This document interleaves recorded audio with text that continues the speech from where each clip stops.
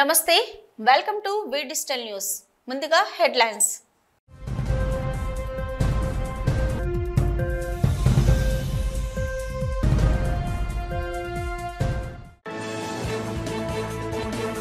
నృసింహ అవతారంలో జగన్నాథుడు దర్శనానికి పోటెత్తిన భక్తులు కిటకిటలాడుతున్న క్యూ లైన్లు భక్తజన సంద్రమైన టర్నర్ చౌల్ట్రీ ప్రాంగణం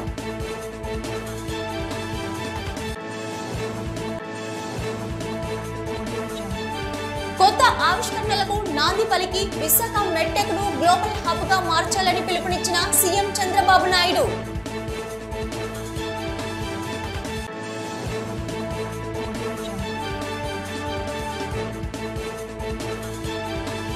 ప్రభుత్వ అధికారులతో నేరుగా ప్రజల వద్దకు వెళ్లిన విశాఖ దక్షిణ నియోజకవర్గం ఎమ్మెల్యే వంశీకృష్ణ సమస్య వద్దకు ఎమ్మెల్యే అంటూ జన నీరాజనాలు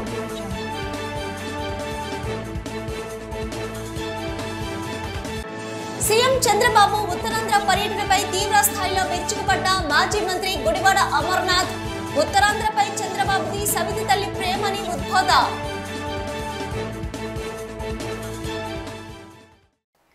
విశాఖ టర్నర్ సత్రంలో జరుగుతున్న శ్రీ జగన్నాథ స్వామివారి రథోత్సవంలో భాగంగా నేడు శ్రీ స్వామివారు నృసింహస్వామి అవతారంలో భక్తులకు దర్శనమిచ్చారు.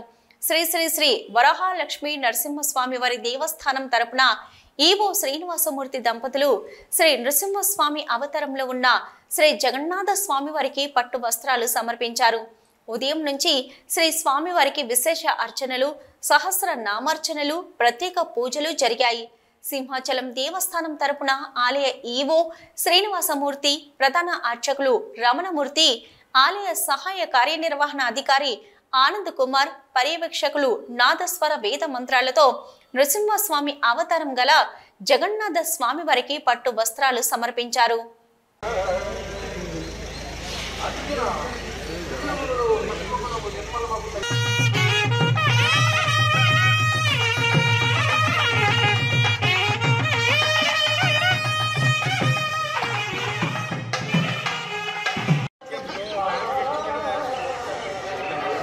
లోకానికి వెలుగులు ప్రసాదించే ఆ జగన్నాథ స్వామి తన దివ్య అవతారాలతో భక్తులకు కనువిందు చేస్తున్నారు. ఇక అవతారాల్లో అన్నింటికంటే ముఖ్యమైన నరసింహ అవతారంలో జగన్నాథ స్వామిని దర్శించుకున్న లక్షలాది మంది భక్తులు పరవశించిపోయారు. స్థానిక టర్నర్ సత్రం కళ్యాణ మండపంలో జరుగుతున్న శ్రీ జగన్నాథ స్వామివారి రథయాత్రలో భాగంగా శ్రీ స్వామివారు నృసింహ అవతారంలో భక్తులకు దర్శనమిచ్చారు. శ్రీ స్వామివారిని దర్శించుకునేందుకు భక్తులు పోటెత్తారు. తెల్లవారుజాము నుంచే స్వామివారి దర్శనం కోసం భక్తులు బారులు తీరారు. సాలిపేట వరకు క్యూ లైన్లు చేరుకున్నాయి. మధ్యాహ్నం పెద్ద ఎత్తున అన్న సంతర్పణ కార్యక్రమం నిర్వహించారు. సాంస్కృతిక కార్యక్రమాలు ఎంతగానో అలరించాయి. శ్రీ జగన్నాథ స్వామివారి దేవస్థానం ఫెస్టివల్ ఆఫీసర్ మరియు దేవాదాయ శాఖ సహాయ కమిషనర్ కె శిరీష, దేవస్థానం ఎగ్జిక్యూటివ్ ఆఫీసర్ టి రాజగోపాల్ రెడ్డిల పర్యవేక్షణలో ఉత్సవాలు ఘనంగా జరుగుతున్నాయి. అధికారులు రథోత్సవంలో పాల్గొని భక్తులకు మెరుగైన సౌకర్యాలు అందజేశారు. రథయాత్ర మహోత్సవాలు ఈ రోజున 5వ రోజు ఇంద్రజోన్ మహారాజు యొక్క మందిరంగా పిలువబడేటువంటి టర్నర్ చౌల్ట్రీ కళ్యాణ మండపంలో జరుగుతున్న ఈ ఉత్సవాల్లో భాగంగా ఈరోజు 5వ రోజున స్వామివారి నరసింహ అవతారంలో దర్శనమిస్తున్నారు. అధర్మం ప్రబలినప్పుడు ధర్మాన్ని రక్షించడం కోసం, అధర్మాన్ని నశింపజేయడం కోసం, తన భక్తుల్ని తాను కాపాడుకోవడం కోసం స్వామివారి అవతారాలు ఎత్తూ ఉంటారు. అదేవిధంగా రాక్షస సంతతి అయినప్పటికీ హిరణ్యకశిపుడు కుమారుడైన ప్రహ్లాదుడు తన భక్తుడు కావాలని నిశ్చల భక్తితో సేవిస్తే ఆయన పలుకుతాడన్న నిదర్శనంగా తన భక్తుల్ని తాను రక్షించడం కోసం, ఆయన లోకరక్షణార్థం దేవతల్ని కాపాడుకోవడం కోసం, రాక్షస సంహారాలు చేయడం కోసం స్వామివారు నరసింహ రూపంలో ఈరోజు దర్శనమిస్తున్నారు. నా పేరు టి రాజగోపాల్ రెడ్డి. నేను టౌన్ కొత్త రోడ్ జగన్నాథ స్వామి దేవస్థానం ఈయోగా పనిచేస్తున్నాను. టౌన్ కొత్త రోడ్ జగన్నాథ స్వామి దేవస్థానం రథయాత్ర మహోత్సవాల సందర్భంగా ఈరోజు స్వామివారు నరసింహ అవతారంలో భక్తులకు అందరికీ దర్శనమిస్తున్నారు. ఉదయం 6 గంటల నుంచే భక్తులు లైన్లో నిలబడి దర్శనం చేసుకుంటున్నారు. ఈరోజు సింహాచల దేవస్థానం తరపున ఈఓ శ్రీనివాసమూర్తి గారు దంపతులు, అలాగే ప్రధాన అర్చకులు రమణమూర్తి గారు వచ్చి జగన్నాథ స్వామి కి మనకి పట్టు వస్త్రాలు సమర్పణ చేయడం జరిగింది. మధ్యాహ్నం ఈరోజు అన్నదానం సుమారు 1500 మందికి ఏర్పాటు చేయడం జరిగింది. భక్తుల తాకిడి ఎక్కువ ఉంటుంది కాబట్టి ఈరోజు. అలాగే సాయంత్రం కూడా 3 గంటల నుంచే ఈరోజు సాంస్కృతిక కార్యక్రమాలు కూడా ఏర్పాటు చేయడం జరిగింది. రేపు జగన్నాథ స్వామి వారు వామన అవతారంలో భక్తులందరికీ దర్శనమిస్తారు. భక్తులందరూ కూడా అధిక సంఖ్యలో వచ్చి సెలవు దినం కూడా కాబట్టి స్వామివారిని దర్శించుకోవాలని నేను కోరుకుంటున్నానండి. విశాఖపట్నంలోని మెడ్టెక్ జోన్ వైద్య పరికరాల తయారీకి గ్లోబల్ హబ్గా మారాలని సీఎం చంద్రబాబు ఆశాభావం వ్యక్తం చేశారు. సీఎంగా పదవీ బాధ్యతలు చేపట్టాక తొలిసారిగా విశాఖ వచ్చిన ఆయన స్టీల్ ప్లాంట్ సమీపంలోన్న మెడ్టెక్ జోన్ను సందర్శించారు. అక్కడ 2 కొత్త కంపెనీలను ప్రారంభించారు. ఈ సందర్భంగా మాట్లాడుతూ మెడ్టెక్ జోన్లో తయారైన వైద్య పరికరాలను 20 రాష్ట్రాలు ఉపయోగించుకుంటుంటే జగన్ ప్రభుత్వం వాటిని తీసుకోలేదని, వివక్షకు అంతకు మించిన నిదర్శనం లేదని విమర్శించారు. జోన్ ప్రధాన సలహాదారు సీఈఓ జితేంద్ర శర్మ 2016లో తనను కలిసిన వైద్య పరికరాల తయారీ పెద్ద పరిశ్రమగా మారిందని, వాటిని ఏపీలోనే తయారు చేయాలని కోరగా అందుకు అవసరమైన సహకారం ఇచ్చి ప్రోత్సహించానన్నారు.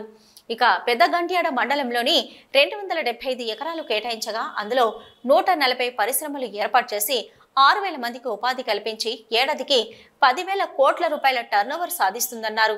కొత్త ఆవిష్కరణలకు నాంది పలికి గ్లోబల్ హబ్గా మార్చాలని పిలుపునిచ్చారు. త్వరలోనే ఆర్టిఫిషియల్ ఇంటెలిజెన్స్ AI యూనివర్సిటీని ఏర్పాటు చేస్తామని ప్రకటించారు.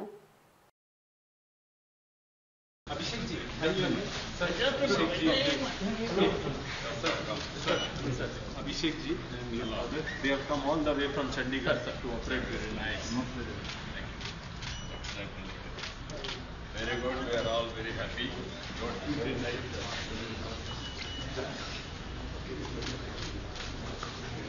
How is this place? How is this place, sir, is asking? Very good, sir, very good. Very nice place, sir, very nice place. Best place in India, sir. Please come.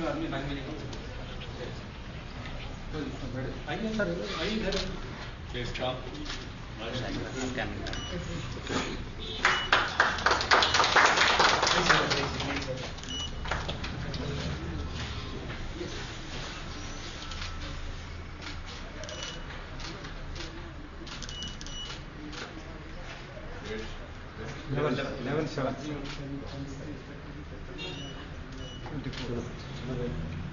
Thank you, sir. Thank you so much. Thank you, sir. For the whole country, we used to import from 37 years. ఎన్నికల్లో విశాఖ దక్షిణ నియోజకవర్గం ప్రజలకు ఇచ్చిన ప్రతి హామీని నెరవేరుస్తానని విశాఖ దక్షిణ నియోజకవర్గం MLA CH Vamsikrishna Srinivasu స్పష్టం చేశారు. జీవీఎంసీ 35వ వార్డు పరిధిలో ఉన్న దుర్గల్లమ్మ ఆలయాన్ని వార్డు కార్పొరేటర్ వెల్లూరి భాస్కర్ రావుతో కలిసి దర్శించుకున్నారు. ఈ సందర్భంగా ఎమ్మెల్యే వంశీకృష్ణ మీడియాతో మాట్లాడుతూ నియోజకవర్గ అభివృద్ధికి శక్తి వంచన లేకుండా కృషి చేస్తారని తెలిపారు. నియోజకవర్గంలో చేపట్టవలసిన పనులను ప్రారంభించేందుకు ముందుగా వార్డు పర్యటన చేపట్టామని తెలిపారు. ఈ ప్రాంతంలో ఏళ్లుగా ప్రజలు పడుతున్న అవస్థలను కళ్లారా చూశానని, వారికి కావలసిన మౌలిక సదుపాయాలను మొదటగా ప్రాధాన్యత పెట్టుకుని పనులు చేపడతామని తెలిపారు. డ్రైనేజీ వ్యవస్థ అస్తవ్యస్తంగా ఉందని, దాని వలన చుట్టుపక్కల ప్రజలు తీవ్ర ఇబ్బందులు పడ్డారని తెలిపారు. సమస్యల వద్దకు ఎమ్మెల్యే రావడంతో జన నీరాజనాలు పలికారు. కార్యక్రమంలో టీడీపీ కూటమి నాయకులు సీతంరాజు సుధాకర్, వార్డు నాయకులు బుచ్చ రామిరెడ్డి, జనసేన నాయకులు, కార్యకర్తలు, జీవీఎంసీ అధికారులు పాల్గొన్నారు. అయిన తర్వాత అన్ని వార్డులు కూడా విజిట్ పెట్టాం.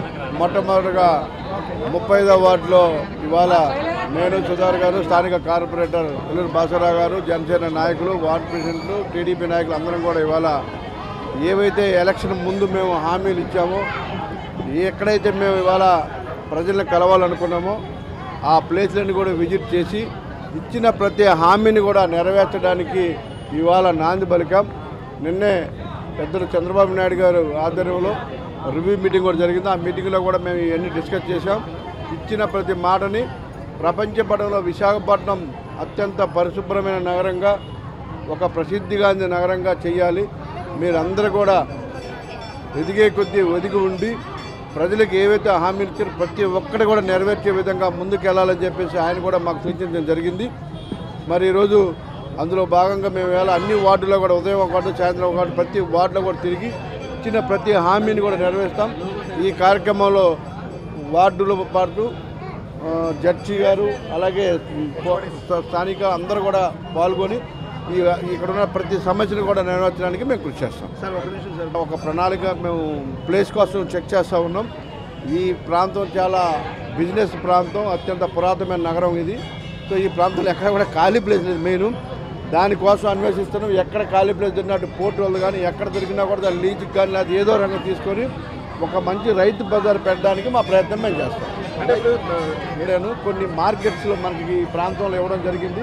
ఆ డీటెయిల్స్ అన్నీ కూడా మేము ఇవాళ రిలీజ్ చేస్తాం.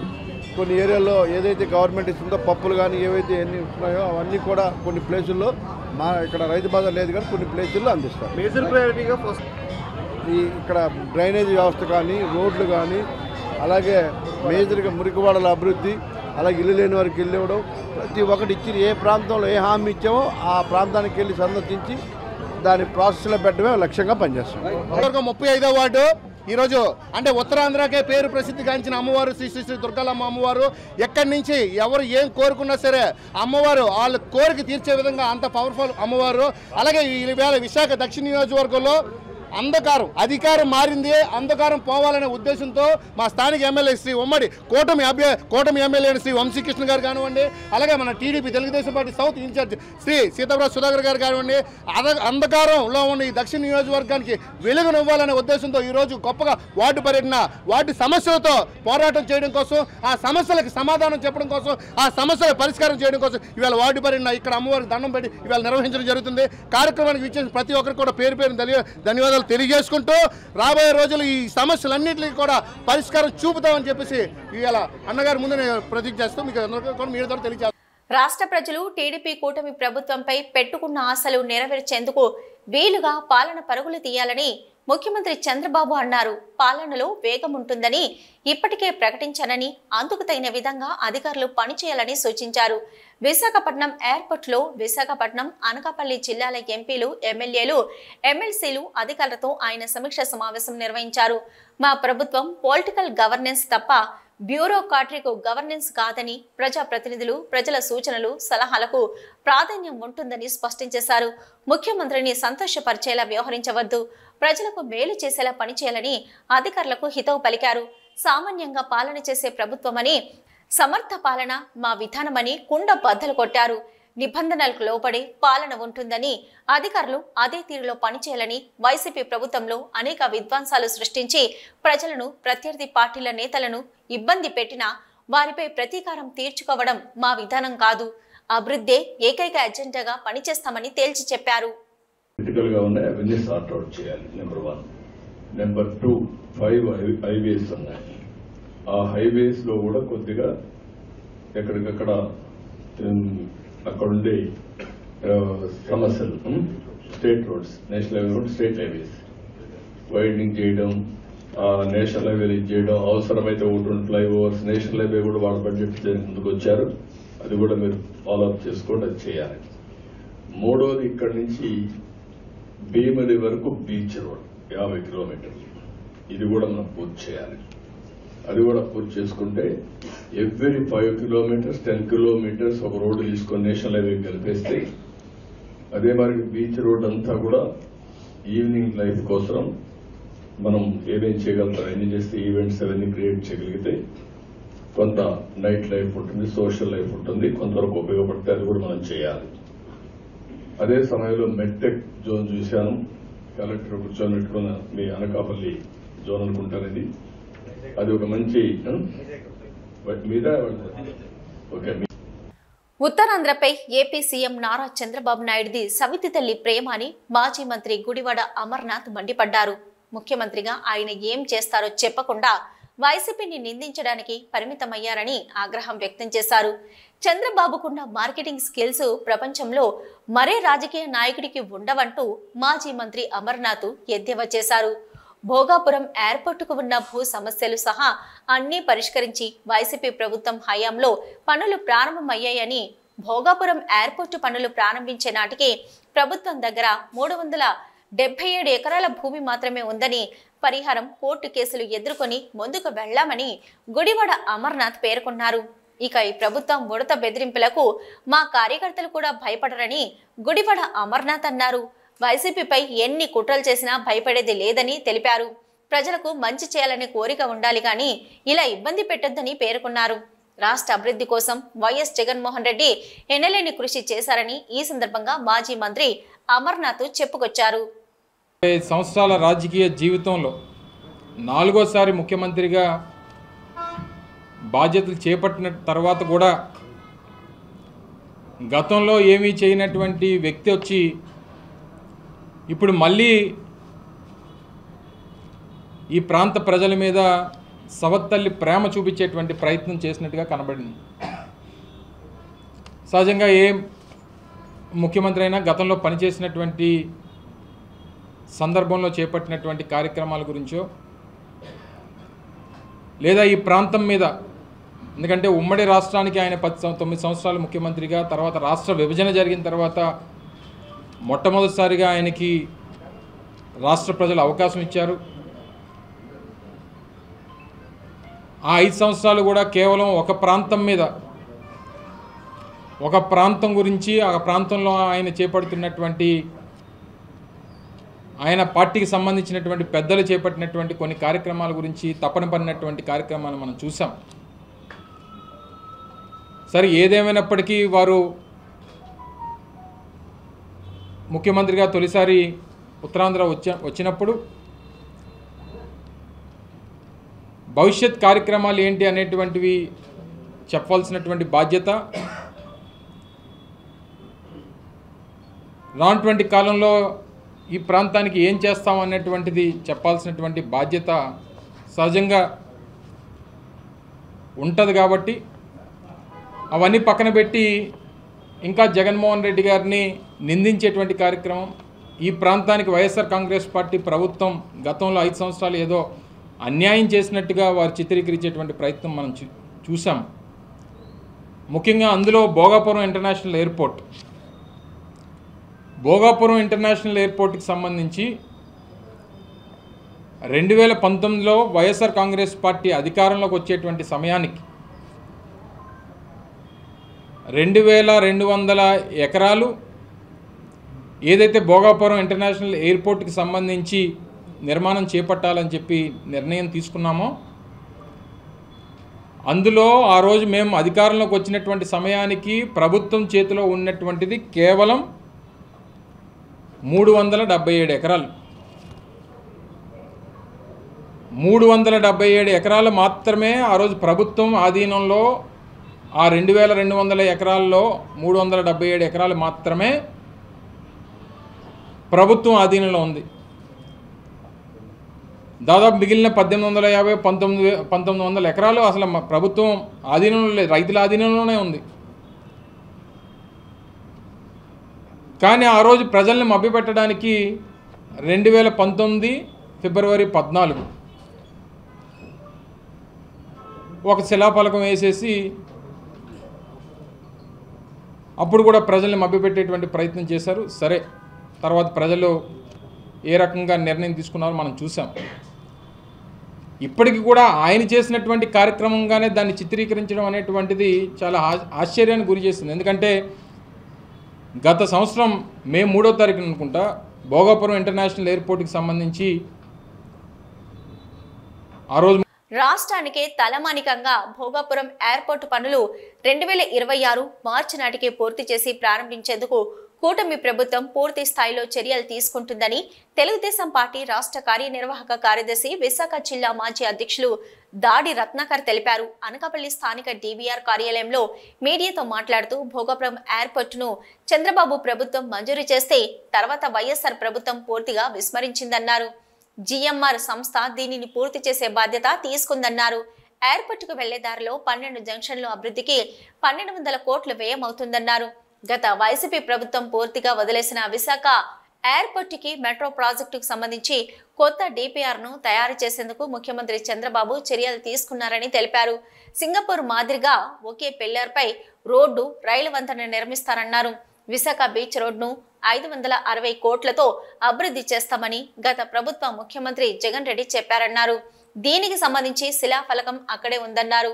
దీనిపై 1 రూపాయి వెచ్చించలేదన్నారు. పోలవరం ప్రాజెక్టు ఎడమ కాల్వను పూర్తి చేసేందుకు కూటమి ప్రభుత్వం పనిచేస్తుందని, జిల్లాలో 2,80,000 ఎకరాలకు సాగునీరు, ప్రజలకు తాగునీరు అందుతుందన్నారు. దీనిపై తక్షణమే పనులు మొదలుపెట్టే విధంగా ముఖ్యమంత్రి చంద్రబాబు జిల్లా రివ్యూ సమావేశంలో ఆదేశాలు ఇచ్చారన్నారు. ముఖ్యంగా విశాఖపట్నంలో నిన్న ఎస్రాయివరం మండలం దార్లపూడి దగ్గర పోలవరం ఎడమ కాలువ పనులు ఆయన ప్రారంభించడానికి తగు చర్యలు తీసుకోవడం, అందులో భాగంగా సుమారు 800 కోట్ల రూపాయల బడ్జెట్ అవుతున్నప్పటికీ కూడా ఇప్పుడున్నటువంటి రాష్ట్ర బడ్జెట్ కొద్దిగా ఇబ్బందికరంగా ఉన్నప్పటికీ కూడా ఏదేమైనా అనకాపల్లి జిల్లాలో 2,20,000 ఎకరాలకి సాగునీరు అందించే విధంగా ఈ పోలవరం ఎడంకాలం పూర్తయితే మనకి రైతులందరికీ కూడా ఒక బాసటగా నిలుస్తుంది.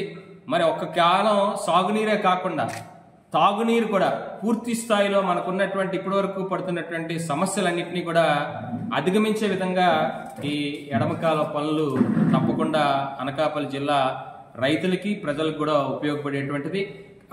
పెరిగిన నిత్యావసర ధరలను తగ్గించే విధంగా ప్రత్యేక చర్యలు చేపడుతున్నామని పెందుర్తి ఎమ్మెల్యే పంచకర్ల రమేష్ బాబు అన్నారు. పెందుర్తి రైతు బజార్లో సబ్సిడీపై ప్రజలకు అందించే కందిపప్పు, బియ్యం స్టాల్స్ ను ఆయన స్థానిక నేతలతో కలిసి ప్రారంభించారు. ఈ సందర్భంగా రమేష్ బాబు మీడియాతో మాట్లాడుతూ, పెరిగిన ధరల వల్ల ప్రజలు ఇబ్బంది పడుతున్న నేపథ్యంలో కూటమి ప్రభుత్వం సబ్సిడీ ద్వారా ప్రజలకు నిత్యావసర సరుకులు అందిస్తున్నట్లు వెల్లడించారు.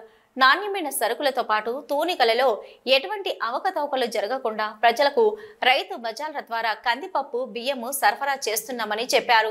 ధరలను తగ్గించడం వల్ల పేద మధ్యతరగతి ప్రజలకు ఉపశమనం కలుగుతుందని పేర్కొన్నారు. అలాగే త్వరలోనే పంచగ్రామాల భూ సమస్య పరిష్కారానికి చర్యలు చేపడతామని అన్నారు. ముఖ్యమంత్రి చంద్రబాబు విశాఖ పర్యటనలో భాగంగా పంచగ్రామాల భూ సమస్యపై అధికారులకు నివేదిక తయారు చేయమని చెప్పడం జరిగిందని తెలిపారు. త్వరలోనే ఆ సమస్య కూడా పరిష్కరించి ప్రజలకు మంచి పాలన అందిస్తామని ఈ సందర్భంగా పేర్కొన్నారు. ఈ కార్యక్రమంలో స్థానిక టీడీపీ నేతలు, జనసేన నేతలు పాల్గొన్నారు. మా ప్రభుత్వం వచ్చిన తర్వాత ఈ ఎన్డీఏ ప్రభుత్వం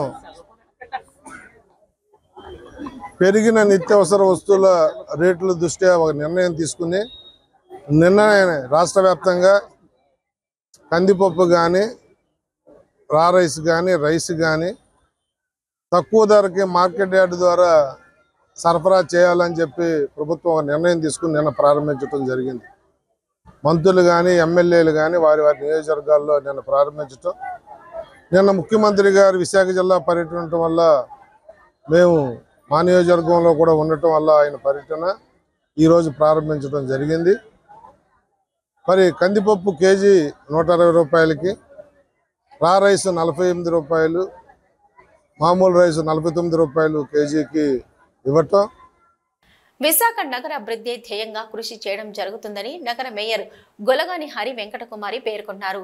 జీవీఎంసీ 8వ జోన్ 93వ వార్డు పరిధిలోని బాలాజీ నగర్, విరాట్ నగర్, రజక వీధి, Srinivasa Nagar, Bharat Nagar, east point colony తదితర ప్రాంతాలలో compound wall, RCC culvert, SW drain, CC రోడ్లు మొదలైన అభివృద్ధి పనులకు Pendurthi MLA Panchakarla Ramesh Babu 93వ ward corporator Raparthi కన్నాతో కలిసి శంకుస్థాపన చేశారు. ఈ సందర్భంగా నగర మేయర్ మాట్లాడుతూ, విశాఖ నగరాన్ని జీవీఎంసీ నిధులతో అభివృద్ధి చేసేందుకు ప్రణాళికలు సిద్ధం చేశామని తెలిపారు. పెందుర్తి ఎమ్మెల్యే పంచకర్ల రమేష్ బాబు మాట్లాడుతూ, పెందుర్తి నియోజకవర్గం పరిధిలో ప్రతి వార్డును ఒక మోడల్ వార్డుగా అభివృద్ధి చేస్తామని, అందుకు జీవీఎంసీ నిధులతో పాటు ఎమ్మెల్యే నిధులను జోడించి మరింత అభివృద్ధి చేస్తామని తెలిపారు. ఈ కార్యక్రమంలో జోనల్ కమిషనర్ హైమావతి, కార్యనిర్వాహక ఇంజనీరు రత్నాకర్ రెడ్డి, ఉప కార్యనిర్వాహక ఇంజనీరు, సహాయక ఇంజనీరు, ఇతర జీవీఎంసీ సిబ్బంది తదితరులు పాల్గొన్నారు. 93వ వార్డు కార్పొరేటర్ కన్నా గారి ఆధ్వర్యంలో 1,93 రూపాయల పనులకి భూమి పూజ చేసే కార్యక్రమం చేపట్టా. గౌరవ మేయర్ గారు, గౌరవ కార్పొరేటర్ రాపర్తి కన్నా గారు, నేను పెద్దలందరూ కూడా వార్డు పెద్దలందరూ పాల్గొనడం. ఏదైతే ఎలక్షన్లో కొన్ని వర్కులు శాంక్షన్ అయ్యి కూడా ఎలక్షన్ కోడ్ వల్ల కానీ కాంట్రాక్టర్లు ముందుకు రాక ఆగిపోయిన వర్కులు కానీ అన్నీ కూడా మళ్ళీ చేపడతామని చెప్పి ప్రజలకు తెలియజేస్తూ, తప్పకుండా ఆగిన పనులు వదిలేసిన పనులన్నీ కూడా టేకప్ చేస్తాం. మౌలిక వసతులు కలిగించడంలో చంద్రబాబు నాయుడు గారి ప్రభుత్వం రాజీ పడదు, ఎన్డీఏ ప్రభుత్వం అని చెప్పి తెలియజేస్తూ, మరి ఈరోజు 1,93,00,000 అంటే తక్కువేం కాదు. ప్రతిపక్షంలో ఉన్న ఆయనకున్నటువంటి అనుభవంతో కన్నా గారు శాంక్షన్ చేయించిన వడ్లేవి ఇంకా కూడా నిన్న మొన్న కూడా అధికారులతో రివ్యూ పెట్టుకున్నాం. ఏ వార్డులో ఇంకా ఏవే పనులు మిగిలిపోయి అన్నీ కూడా శాంక్షన్ చేయిస్తా. నిన్నే ముఖ్యమంత్రి గారు వైజాగ్లో రివ్యూ తీసుకున్నారు. అభివృద్ధి సంక్షేమంలో రాజీ పడే ప్రసక్తి లేదు అని చెప్పి తెలియజేయటం, అలాగే నేను తీసుకున్న రివ్యూలో అధికారులు ప్రజాప్రతినిధులు అందరినీ భాగస్వామ్యం చేసి మన నియోజకవర్గానికి సంబంధించి సింహాచలం పంచగ్రామాల సమస్య, తాడి గ్రామం తరలింపు మీద పెద్ద ఎత్తున ఆదేశాలు జారీ చేశారు. ఇది ఒక శుభ పరిణామం. త్వరలో అది కూడా పరిష్కారం అవుతుందని మనస్ఫూర్తిగా విశ్వసిస్తూ విశాఖ స్టీల్ ప్లాంట్ భవిష్యత్తుపై ఆందోళనతో ఉన్న కార్మికులకు, ఉక్కు నిర్వాసితులకు కేంద్ర మంత్రి కుమారస్వామి చేసిన ప్రకటన ఊరటనిచ్చిందని కూటమి నేతలు, ఉక్కు కార్మిక సంఘ నేతలు పేర్కొన్నారు. ఈ మేరకు పాత గాజువాక తేదపా కార్యాలయంలో నియోజకవర్గ సమన్వయకర్త ప్రసాదుల శ్రీనివాస్ అధ్యక్షతన జరిగిన సమావేశంలో కూటమి నేతలు గంధం వెంకట్రావు, గడసల అప్పారావు, రామ్మోహన్ కుమార్లు మాట్లాడుతూ గత వైసీపీ ప్రభుత్వంలో ఏనాడు స్టీల్ ప్లాంట్ కోసం పోరాడిన సందర్భాలు లేవని, కూటమి అధికారంలోకి వచ్చిన నెలలోనే అందరికీ సంతృప్తినిచ్చేలా మంత్రి ప్రకటన చేస్తారని అన్నారు. ప్లాంట్ను సెయిల్లో విలీనం చేయడం ద్వారా కలిగే ప్రయోజనాన్ని కార్మిక నేతలు మంత్రి దృష్టికి తీసుకొచ్చారని తెలిపారు. త్వరలోనే ప్రధాని దీనిపై స్పష్టమైన ప్రకటన చేయవచ్చనే అభిప్రాయాన్ని వ్యక్తం చేశారు. ఉక్కు విషయంలో తొలి నుంచి కూటమి ఎంపీ, ఎమ్మెల్యేలు శ్రీ భరత్, పల్లా శ్రీనివాసరావులు కార్మిక పక్షాన నిలబడి ఉన్నారని చెప్పారు. ఈ దేశంలోనే ఎక్కడ జరగని రీతిలో ఎంతో శాంతిపూర్వకమైన వాతావరణంలో, సామరస్యపూర్వకమైన వాతావరణంలో ఒకవైపు కార్మికులు, నిర్వాసితులు తమ హక్కులు కాపాడడానికి ఉద్యమం చేస్తున్న తరుణంలో గత ప్రభుత్వం అనగా ఈ రాష్ట్రంలో అధికారంలో ఉన్న జగన్మోహన్ రెడ్డి నాయకత్వంలో ఉన్న వైసీపీ ప్రభుత్వము కొందరు బడా పారిశ్రామికవేత్తలతో లాలూచిపడి ఈ పరిశ్రమని ఏ విధంగా తాకట్టు పెట్టాలని చేసి పనిచేస్తూ ఈ ఉద్యమాన్ని గౌరవించకుండా ఈ స్థాయికి తీసుకొచ్చారు. అదే మొన్న జరిగిన సార్వత్రిక ఎన్నికల్లో తెలుగుదేశం పార్టీ, జనసేన, భారతీయ జనతా పార్టీ కుటుంబ సభ్యులు పెద్దలు నారా చంద్రబాబు నాయుడు గారు, అలాగే పవన్ కళ్యాణ్ గారు, నరేంద్ర మోడీ గారి ఆశీస్సులతో ఈ గాజువాక నియోజకవర్గ రాష్ట్ర ప్రజలకు ఒక హామీ ఇచ్చారు. హామీ ఏమిటంటే మీ అందరికీ తెలుసు, 5 దశాబ్దాల కింద పోరాటం చేసి సాధించుకున్నటువంటి ఈ విశాఖపట్నం స్టీల్ ప్లాంట్ని ప్రైవేటీకరణ ప్రకటన 2021లో కేంద్ర ప్రభుత్వం ఎన్డీఏ 2 ప్రకటించిన తర్వాత ఈ ఆంధ్ర రాష్ట్ర ప్రజల్లో ఒక భావోద్వేగానికి గురైన జరిగింది. పెద్ద ఎత్తున పోరాటాలు చేయడం, సుమారు 1247 రోజులుగా 3.5 సంవత్సరాల పైగా ఉద్యమం అనేది నడుస్తూనే ఉంది. గతంలో ఈ రాష్ట్రంలో పరిపాలన చేసినటువంటి గౌరవ ముఖ్యమంత్రిగా ఉన్నటువంటి శ్రీ జగన్మోహన్ రెడ్డి గారు మరి ఉద్యమం ప్రారంభమైన కొత్తలో విశాఖపట్నం స్టీల్ ప్లాంట్ విశాఖపట్నం పర్యటనకు వచ్చేటప్పుడు కార్మిక సంఘ నాయకులతో ఆ రోజు ఒక మీటింగ్ కూడా ఏర్పాటు చేయడం కూడా జరిగింది. వే డిజిటల్ న్యూస్ ముగించే ముందు హెడ్లైన్స్ మరొకసారి.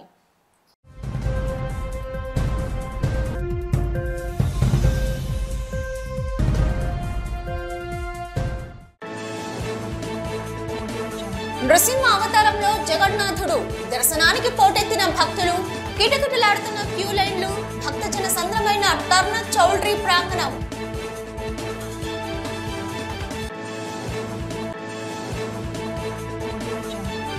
కొత్త ఆవిష్కరణలకు నాంది పలికి విశాఖ మెడ్టెక్ ను గ్లోబల్ హబ్ గా మార్చాలని పిలుపునిచ్చిన సీఎం చంద్రబాబు నాయుడు.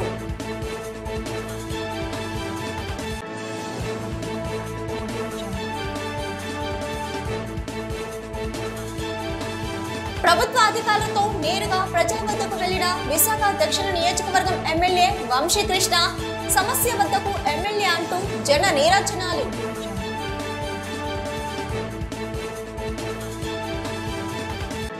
సీఎం చంద్రబాబు ఉత్తరాంధ్ర పర్యటనపై తీవ్ర స్థాయిలో విరుచుకుపడ్డ మాజీ మంత్రి గుడివాడ అమర్నాథ్, ఉత్తరాంధ్రపై చంద్రబాబుది సవితి తల్లి ప్రేమని ఉద్బోధ.